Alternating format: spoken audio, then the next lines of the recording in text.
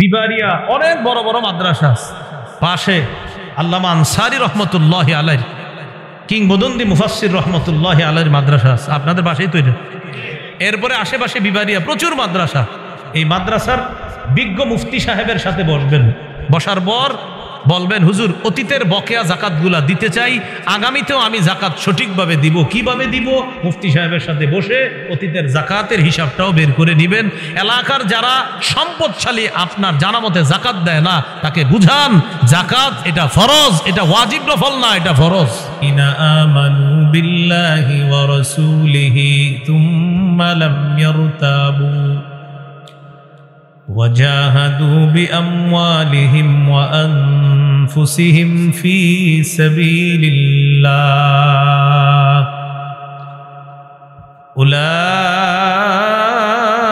أولئك هم الصادقون وقال رسول الله صلى الله عليه وسلم لا إيمان لمن لا أمانة له أو كما قال عليه الصلاة والسلام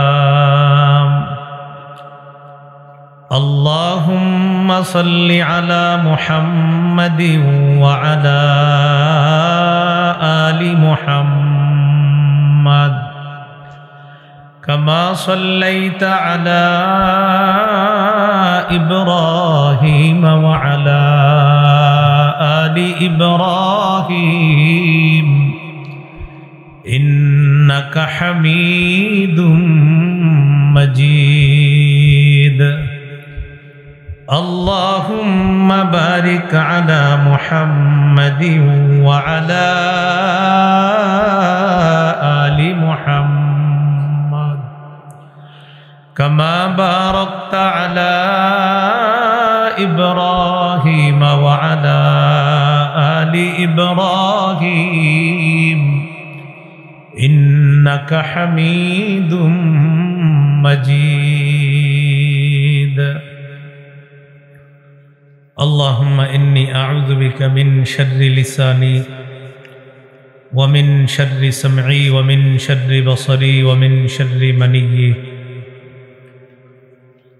ধানসার দক্ষিণপাড়া আঞ্জুমানে হেফাজতে ইসলাম ও যুবক বৃন্দের উদ্যোগে 18তম বার্ষিক ইসলামী মহাসম্মেলনের সম্মানিত সভাপতি হাফেজ মুফতি খালেদ সাইফুল্লাহ হাবিবি সাহেব, মোহতামিম ধানসার ইসলামিয়া মাদ্রাসা, মাওলানা জাকির হুসাইন সাহেব, মুহাদ্দিস সোহাগপুর ইসলামিয়া মহিলা মাদ্রাসা, আজকে গুরুত্বপূর্ণ আলোচনা পেশ করবেন বিশিষ্ট ইসলামী চিন্তাবিদ, যুব সমাজের নয়নমণি হযরত মাওলানা মুফতি আলী হাসান উসামা দামাত বরকাতুহুমুল আলিয়া। ভাইজান চলে এসেছেন কাছাকাছি, যথাসময়ে মঞ্চে চলে আসবেন ইনশাআল্লাহ। গুরুত্বপূর্ণ আলোচনা করেছেন মাওলানা মুফতি কাউসার আহমদ হাসানি সাহেব ব্রাহ্মণবাড়িয়া, হাফেজ মুফতি সুলাইমান আরকামি সাহেব, মোহতামিম মাদ্রাসাতুস সুফা আল ইসলামিয়া বৈবর আশুগঞ্জ। আমন্ত্রিত হজরত উলামায়ে কেরাম, মাহফিল পরিচালনায় মাওলানা ফরহাদ হোসাইন আনোয়ারি সাহেব, সভাপতি অত্র সংগঠন। উপস্থিত হজরত উলামায়ে কেরাম, মুসলমান ভাইরা, আশেপাশে ঘর বাড়ি, বাসা বাড়িতে অবস্থানরতা শ্রদ্ধা মা বোনেরা, আল্লাহ তাআলার দরবারে শুকরিয়া আদায় করছি, আল্লাহ আমাদেরকে এই মাহফিলে উপস্থিত হওয়ার তৌফিক দান করেছেন বলে আলহামদুলিল্লাহ। আমি আপনাদের সামনে পবিত্র কোরআনের সূরাতুল হুজুরাতের 15 নম্বর আয়াত এবং সূরা নূরের 62 নম্বর আয়াতে কারিমা তেলাওয়াত করলাম। রাসূলুল্লাহ সাল্লাল্লাহু আলাইহি ওয়াসাল্লামের একটি হাদিস পেশ করলাম।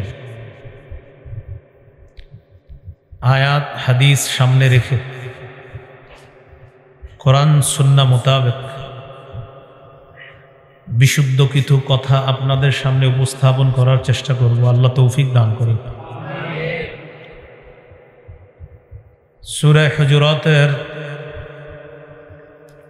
15 নম্বর আয়াতে আল্লাহ বলেন, ইন্নামাল মুমিনুনা আল্লাযীনা আমানু বিল্লাহি ওয়া রাসূলিহি সুম্মা লাম ইয়ারতাবু।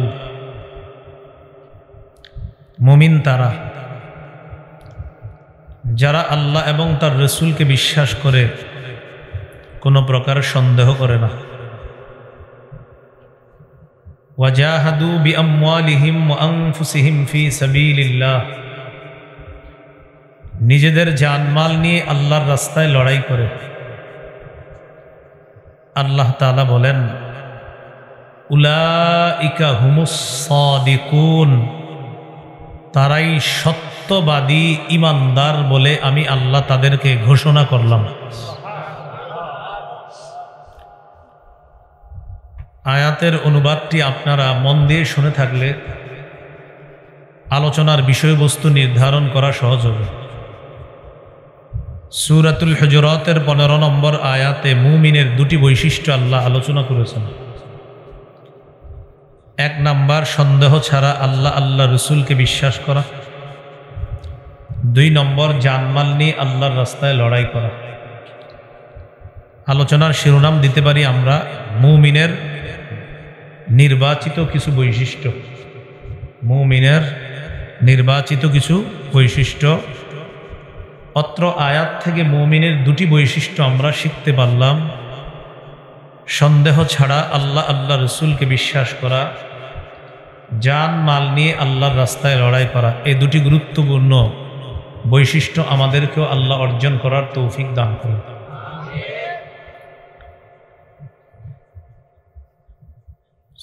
সূরা নূরের 62 নম্বর আয়াতে আল্লাহ তাআলা মুমিনের একটি বৈশিষ্ট্য আলোচনা করেছেন। মুমিন যখন দলবদ্ধ কোনো কাজের মধ্যে থাকে, প্রধান যিনি আছে তার অনুমতি ছাড়া মুমিন কোথাও যায় না। আল্লাহ তাআলা বলেন, ইন্নামাল মুমিনুনা আল্লাযীনা আমানু বিল্লাহি ওয়া রাসূলিহি, মুমিন তারা যারা আল্লাহ এবং তার রসুলকে বিশ্বাস করে। ওয়া ইযা কানু মাআহু আলা আমরিন জামি'in লাম ইয়াযহাবু, মুমিনরা যখন নবীর সাথে থাকে, দলবদ্ধ কোন দলের মধ্যে যখন নবীর সাথে থাকে, তখন তারা লাম ইয়াযহাবু হাত্তা ইস্তাযিনু, নবীর অনুমতি ছাড়া কোথাও যায় না। তাহলে মুমিনের আরেকটি বৈশিষ্ট্য পাইলাম। এই যুগে মুমিন দলবদ্ধ কোনো দলের মধ্যে কোনো একজন ব্যক্তির তত্ত্বাবধানে থাকলে তার অনুমতি ছাড়া মুমিন কোথাও যাবে না, কিছু করবে না, মানে আমিরের অনুগত্য করা। এখানে মনে রাখা প্রয়োজন, আল্লাহর আনুগত্য নিঃশর্তভাবে করতে হবে।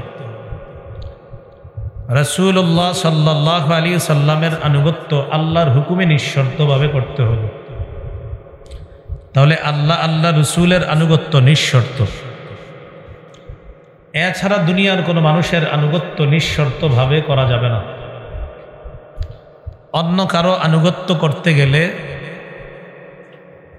ওই ব্যক্তি, অনুসরণীয় ব্যক্তি যদি কোরআন সুন্নাহের বিরুদ্ধে কোনো কথা বলে, ইসলামের বিরুদ্ধে কোনো কথা বলে, তাহলে ওই ব্যক্তি আর অনুসরণীয় ব্যক্তি থাকে না, তিনি বর্জনীয় ব্যক্তিতে পরিণত হয়। এই জন্য রাসূলুল্লাহ সাল্লাল্লাহু আলাইহি ওয়াসাল্লামের একটি হাদিস মনোযোগ দিয়ে আমরা সবাই শুনলে বিষয়টি সহজে বুঝে আসবে। সহিহ বুখারীর বর্ণনা, এক দলকে রাসূল সাল্লাল্লাহু আলাইহি ওয়াসাল্লাম কোথাও প্রেরণ করার সময় তাদের একজন আমির নিযুক্ত করে দিলেন। ওয়া আমারহুম আইয়ুতিউহু, যারা আমিরের তত্ত্বাবধানে ওই দলের মধ্যে আছে তাদেরকে রাসূলুল্লাহ সাল্লাল্লাহু আলাইহি ওয়াসাল্লাম হুকুম করলেন তারা যেন আমিরের কথা মানে। একজন আমির বানায়া দিলেন আর বলে দিলেন সবাই আমিরের কথা মানবা। আমির সাহেব দল নিয়ে গেলেন।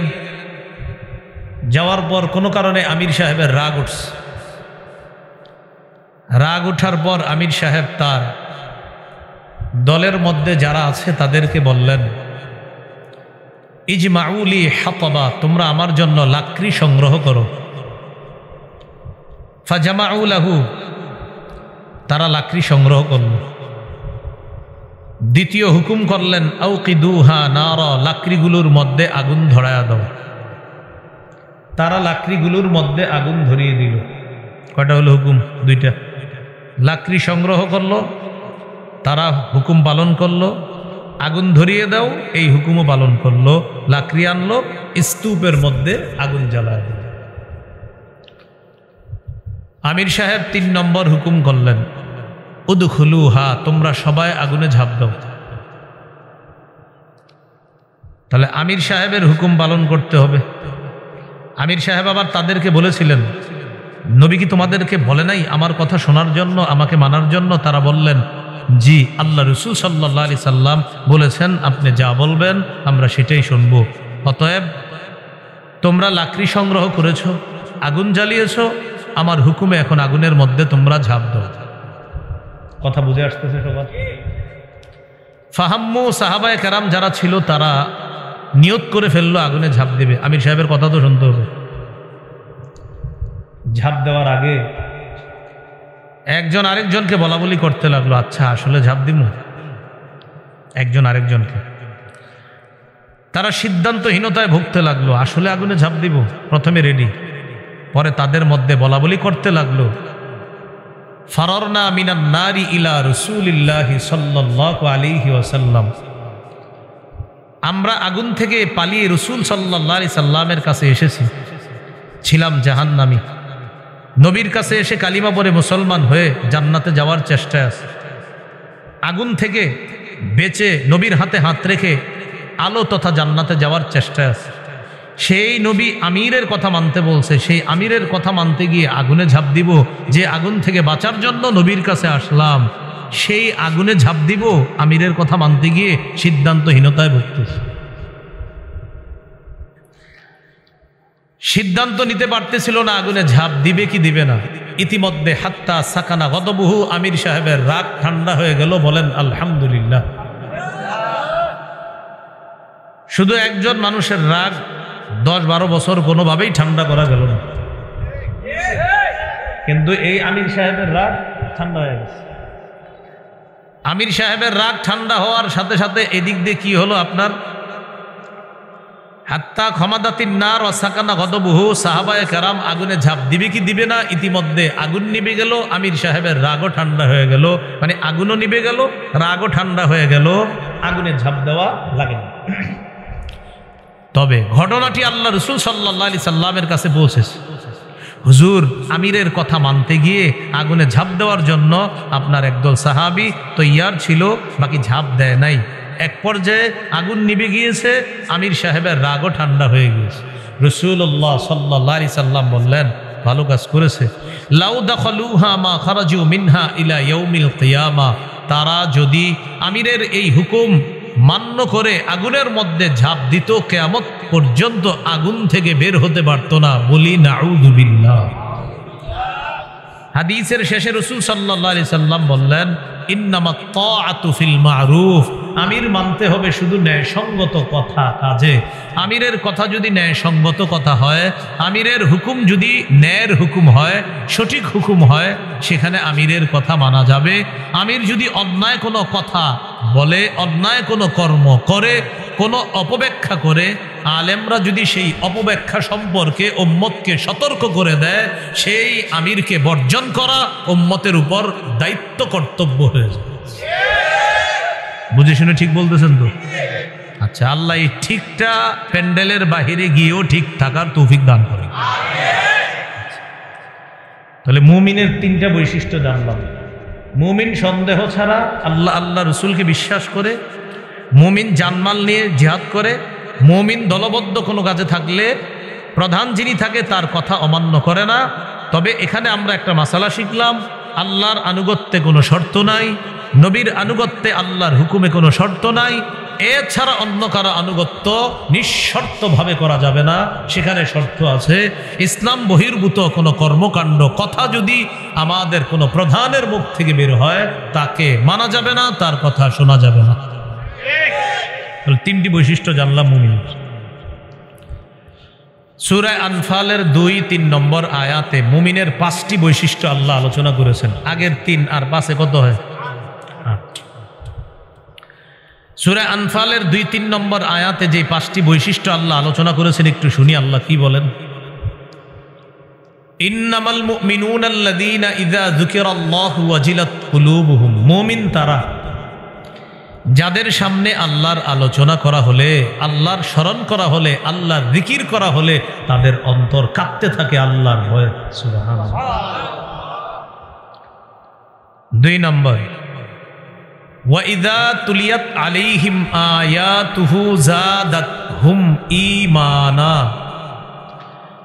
মুমিনদের সামনে আল্লাহর কোরআন তেলাওয়াত করা হলে এই তেলাওয়াত তাদের ঈমান বৃদ্ধি করে দেয়, তাদের ঈমান বাড়ায় দেয়।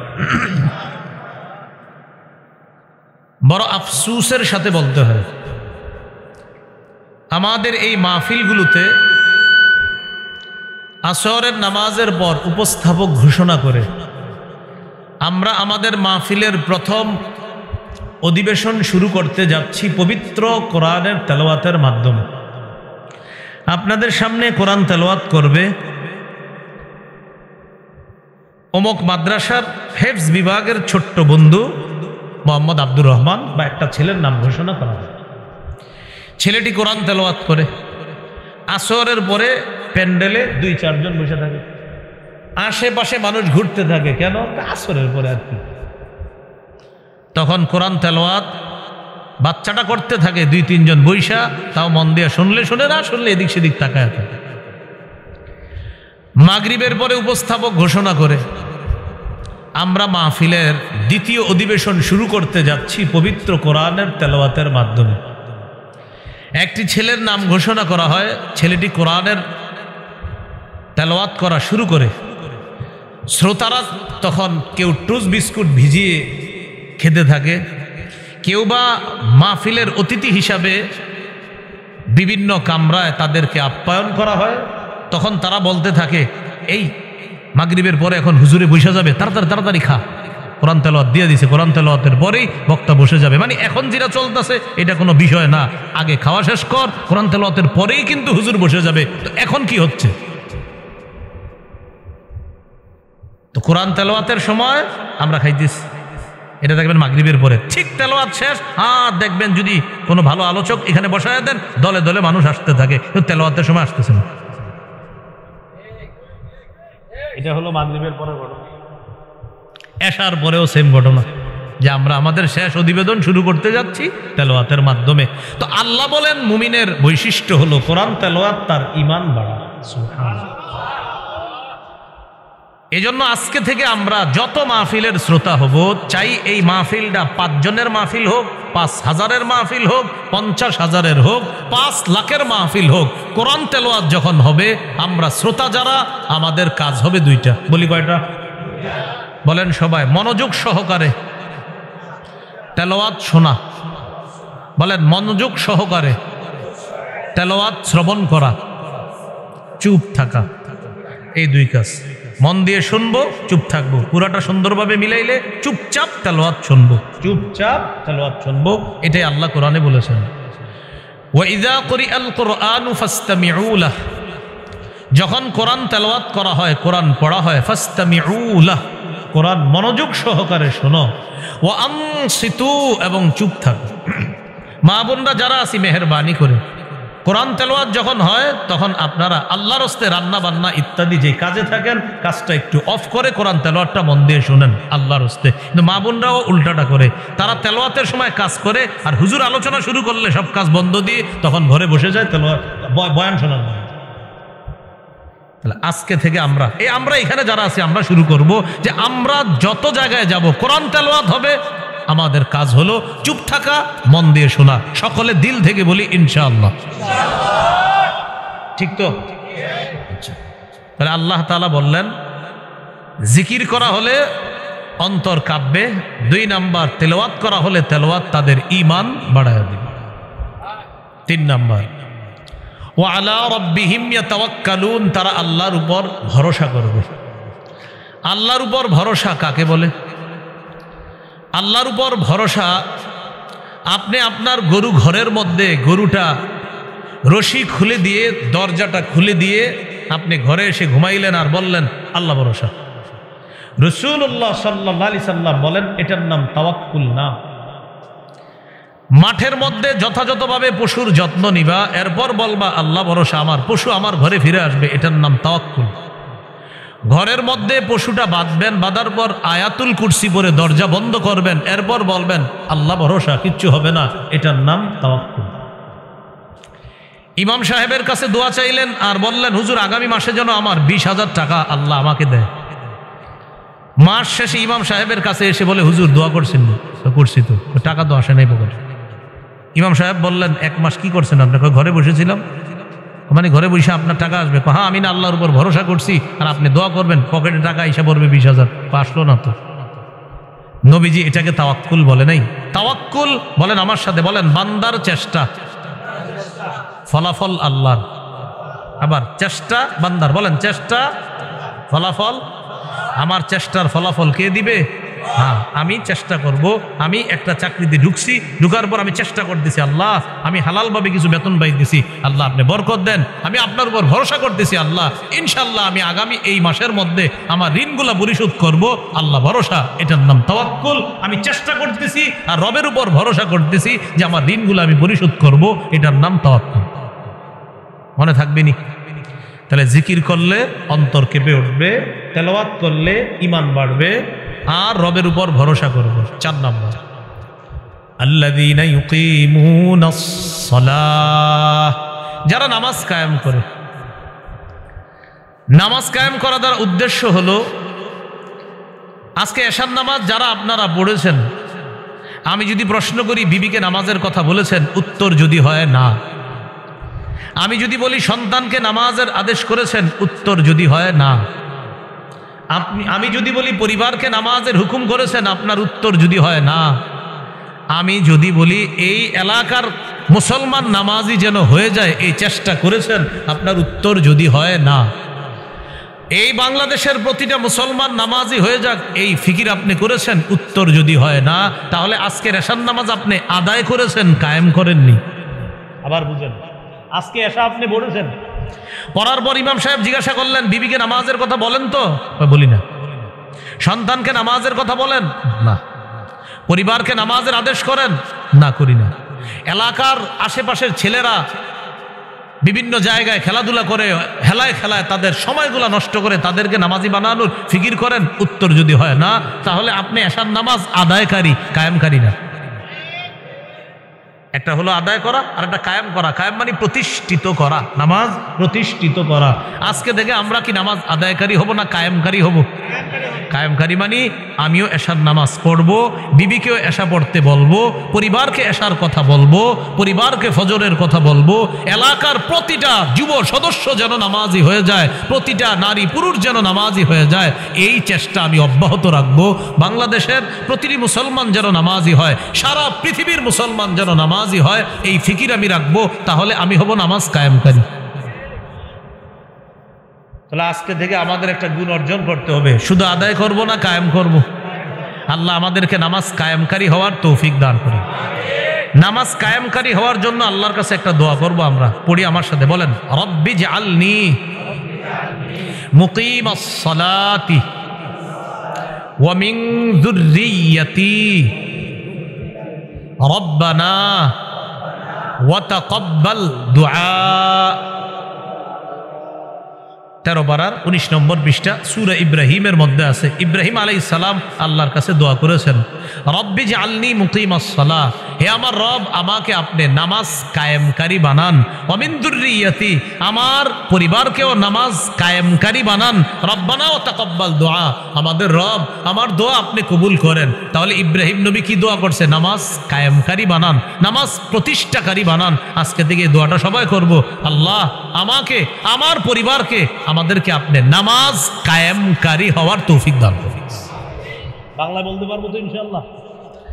তাহলে জিকির করলে অন্তরে ভয় সৃষ্টি হবে, তেলাওয়াত করলে ঈমান বাড়বে, আল্লাহর উপর ভরসা। 4 নাম্বার নামাজ কায়েম করা।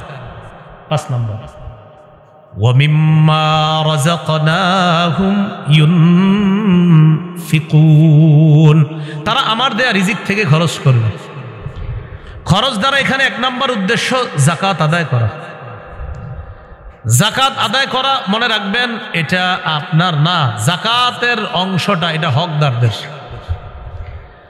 আপনার 40 ভাগ সম্পদের মধ্যে 39 ভাগ আপনার, 1 ভাগ হকদারদের। এটা আপনি তাদের কাছে পৌঁছে দেওয়া আল্লাহ আপনাকে দায়িত্ব দিচ্ছে।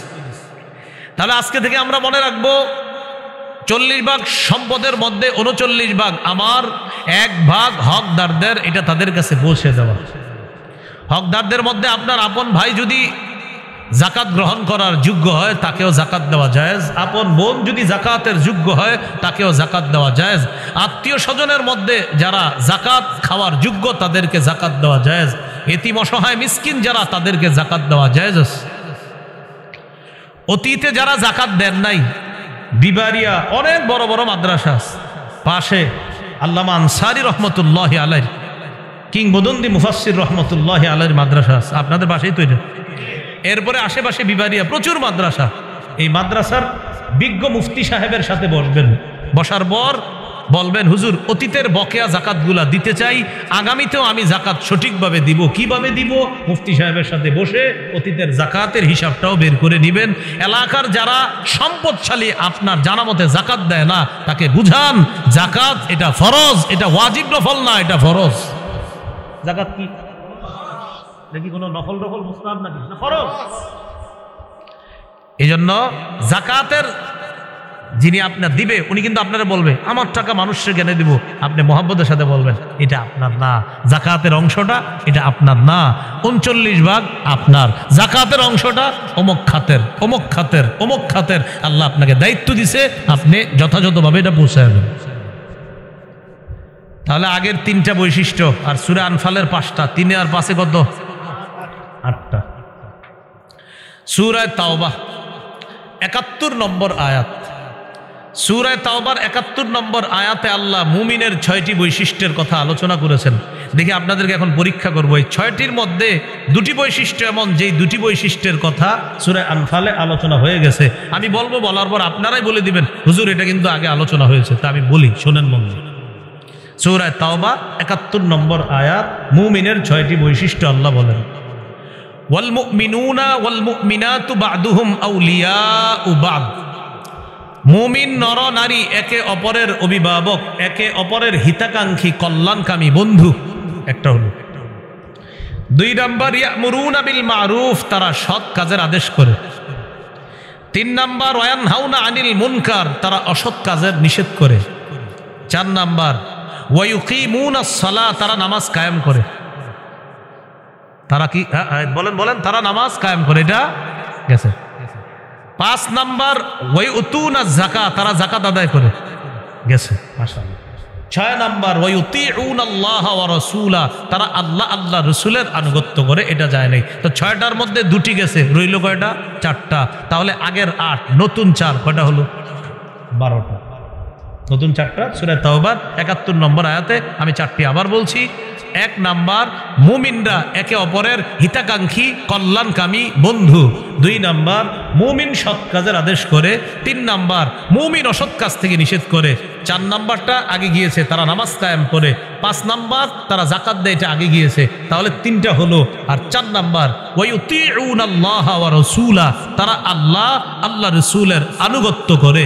আল্লাহ বলেন উলাইকা সায়ারহামুহুমুল্লাহ, এরা তারা যাদেরকে অচিরেই আল্লাহ রহমতের চাদরে আবদ্ধ করবে, তাদের প্রতি দয়া করবে। তাহলে আগের 8, নতুন 4, কয়টা হলো?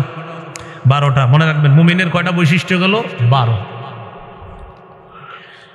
মুমিনের 13 নম্বর বৈশিষ্ট্য সূরা নূরের 51 নম্বর আয়াতে আল্লাহ বলেন, ইন্নামা কানা কাউলাল মুমিনিনা ইযা দুউ ইলাল্লাহি ওয়া রাসূলিহি লিয়াহকুমা বাইনাহুম আইয়াকুলু সামি'না ওয়া আতা'না। গুরুত্বপূর্ণ অংশ, আছেন তো আপনারা সবাই? আচ্ছা, আল্লাহ তাআলা বলেন মুমিনদেরকে যখন আল্লাহ এবং আল্লাহ রসুলের দিকে আহ্বান করা হয়, তাদের মাঝে ফায়সালা করার জন্য আল্লাহর দিকে আহ্বান করা হয়, দ্বারা উদ্দেশ্য আল্লাহর কোরআনের দিকে। রসুলের দিকে যখন আহ্বান করা হয়, দ্বারা উদ্দেশ্য হলো রসুলের সুন্নাহের দিকে। মুমিনদেরকে যখন কোরআনের দিকে এবং